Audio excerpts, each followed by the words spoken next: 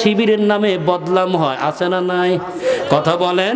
কিন্তু সোনার বাংলার এমন অফিসাররা বসে আছে, ওই যে 3টা র্যাব যে দায়িত্ব ছিল, ওদের কি কি বিচার হয়েছে?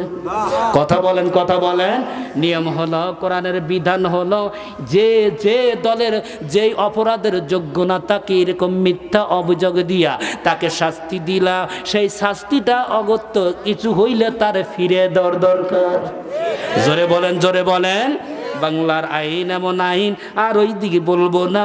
সুন্দর করে ওমর ডাক দেয়, আরামসে সাহাবীরা, আর দেরি করা যাবে না, তোমরা অস্ত্র লইয়া রেডি হও। দেখা যাচ্ছে কে জানি অস্ত্র নিয়ে আসতেছি। সব সাহাবী প্রস্তুত।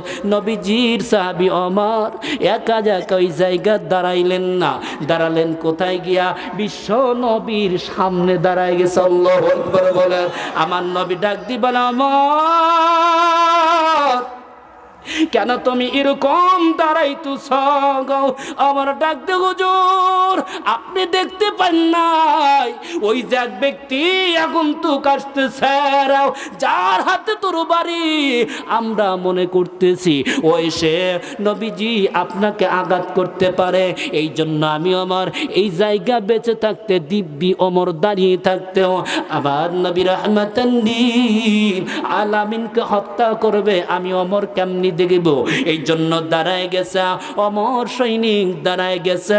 নবীজি ডাক দি বললেন, ওমর রে, চিন্তা করার কারণ নাই, ওই বিচারা যেই জন্য এসেছে আমার আল্লাহ আমাকে আগেই জানায়া দিছে। নবীজি ডাক মার, ওমর চিন্তা করো না, ওই ব্যক্তি কিসের জন্য এসেছে আমি নবীকে আমার আল্লাহ জানিয়ে দিয়েছে। ব্যক্তি আসলো, নবীজি ডাক দি বলল, গো তুমি কিসের জন্য আইছো? উনি বলতেছে, না না আমি এমনি আইছি। কথা বলেন, মিথ্যাবাদী আছে না নাই? আমাদের সমাজে মিথ্যাবাদী নাই? কিন্তু সবচেয়ে দুঃখ লাগে এই মিথ্যার কারণে আজকে সমাজে অপরাধের প্রবণতা বাড়ছে না কমছে? বলেন, বাড়ছে না কমছে? অথচ এই ওমরের সামনেই হযরত রাসূল করিম সাল্লাল্লাহু আলাইহি সাল্লামের সামনে যখন মিথ্যা বলছে, নবী ডাক দিয়ে বললেন, না গো তুমি কি জন্য এসেছো, সত্য কথাটা বলে দাও। ওমর ডাক দিয়ে বলেছিল, না কোনো কারণ নাই, আমি এমনি বেড়াতে এসেছি গো, এমনি দেখে করতে এসেছি। আমার নবী, আপনার নবী ডাক দিয়ে বলে, এরা ব্যক্তি তুমি হাতিমে বসে বসে ওই যে সাফওয়ানার তুমি এক জায়গায় বসে এই যে বদরের কুয়ার মধ্যে যেদেরকে ফেলানো হয়েছিল এই নিয়ে যে চক্রান্তের কথা বলছিলা, আর ওখান থেকে আমি নবীকে মারার জন্য সাফওয়ানের কাছে তোমার পরিবারকে হেবা করে দিয়ে এসেছ। এরা ওমর বলো তো দেখি এই কথা কেমনি করে মিথ্যা হয়? ওমর ডাক দিয়ে বলেছিল, যখন ওমর এই খবরটা যখন পাইছে, ওমর ডাক দিয়ে বলে, হুজুর আমি আজকে প্রমাণ পেয়ে গেলাম, ইয়া রাসূলুল্লাহ, ইয়া হাবিবাল্লাহ, আপনি যেইভাবে তথ্য দিয়েছেন গো, ওই জায়গাও আমি আর সাপন ছাড়া কেউ ছিল। জোরে বলেন, কেউ ছিল? অথচ সব ঘটনায় আপনি পুঙ্খানুপুঙ্খভাবে বললেন, ইয়া রাসূলুল্লাহ আমি আর থাকবো না গো, আমি আজ থেকে আর আপনার বিপক্ষে না, আপনি আমাকে সুন্দর করে পড়াইয়া দেন, লা ইলাহা ইল্লাল্লাহু। রাগ করতেছেন? আর জোরে বলুন, রাগ করতেছেন? এই জন্য ওখান থেকে ব্যাখ্যা এসেছে, নবীজিকে মারতে গিয়েও মারতে পারে। এরপরে আমার আল্লাহ ডাক দিয়ে বললেন, তাকে বের করে দেওয়ার জন্য চেষ্টা করেছিল, যেটা নবীকে মক্কা থেকে বের কইরা মদিনায় দিয়েছিল।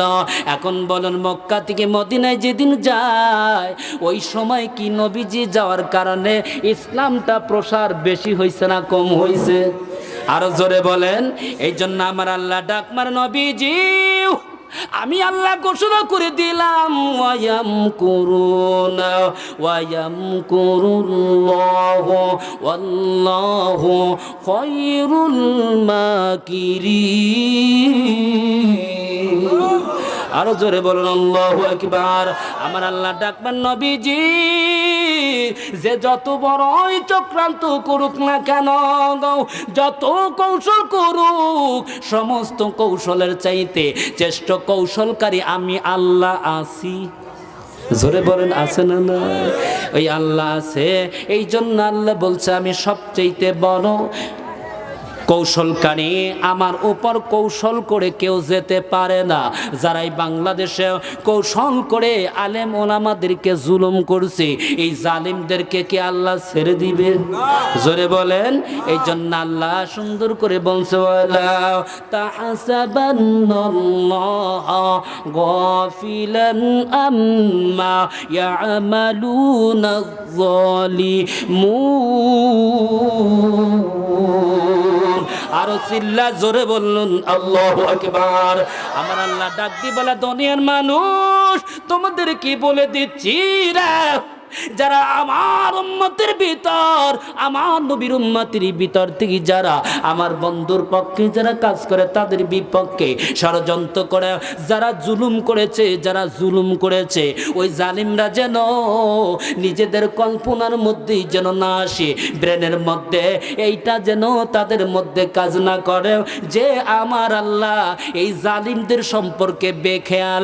এখন বলুন তো দেখি, জালিমদের সম্পর্কে আমার আল্লাহ জানে কি জানে না?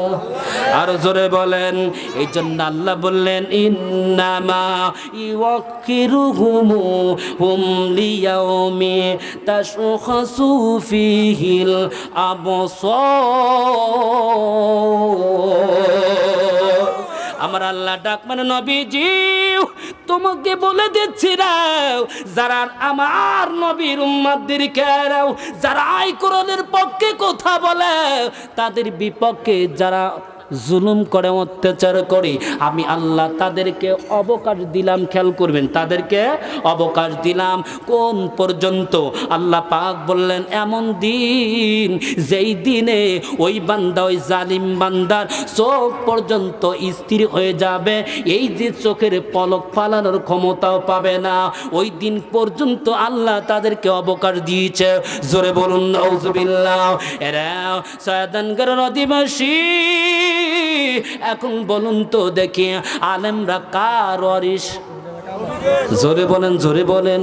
তাহলে সে আলেমদের নামে যারা কটূক্তি করে, আলেমদেরকে যারা জেলখানায় নিয়ে বন্দি করার প্রচেষ্টা করেছে, এখন বলুন তাদেরকে আল্লাহ বলুন তো দেখি ভালো মনে হয় বেসেছে? জোরে বলেন।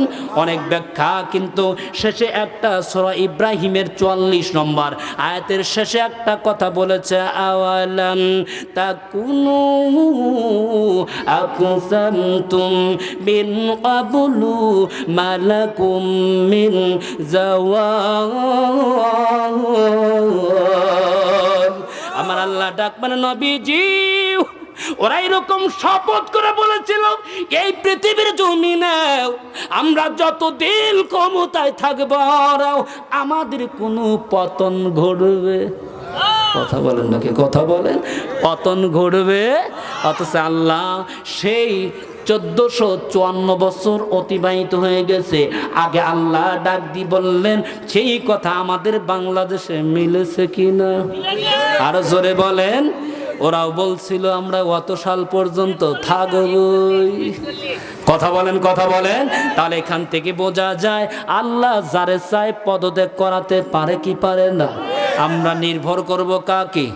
আরো জোরে বলেন, ওয়া আলা রাব্বিহিম ইয়াতাওয়াক্কালুন। আরো চিল্লা বলেন না আল্লাহু আকবার। লা ইলাহা জোরে লা ইলাহা। এবার একটা দেশ জোরে লা ইলাহা। এই জন্য সকলকে বলি, বলেন তো দেখি, এই যে মাহফিল আমার আবরার ভাই দিয়েছে, এটা ভালো না খারাপ? জোরে বলেন, ভালো না খারাপ? এদের সার্বিক সহযোগিতা করলে খুশি হবে কে? আরো জোরে বলেন। তারপরে মসজিদ, মসজিদের বিষয় যেহেতু সংলগ্ন করেছে, মসজিদের ইবাদত করার দায়িত্ব আছে না নাই? এ জোরে বলেন। কিন্তু যদি এটা যদি দায়িত্ব না পালন করেন মনে করবো এখন ওই দলের পেতার তারা বসে আছে। এ জোরে বলেন, জোরে বলেন। যারা মন্দির ভালোবাসে, গির্জা ভালোবাসে, আর মসজিদ ভালোবাসে, অজু ছাড়া নামাজ পড়ে। কথা বলেন, কথা বলেন। এই জন্য একটু মেহেরবানি করে, মসজিদের কাজ চলবে তাই না, কাজ চলবে, একটু মেহেরবানি করে। এক ব্যক্তি কোন এক মহিলাকে দিছে যেন 4 বস্তা সিমেন্ট, কই এক মহিলা হ্যাঁ এক বান্দি নাম এক বান্দি 5 বস্তা 4 বস্তা সিমেন্ট দিয়েছে, নাম বলতে নিষেধ করেছে। লিল্লাহে তাকবীর, আরো জোরে বলতে হবে লিল্লাহে তাকবীর। আল্লাহ কবুল করো, জোরে বলুন আমিন। 4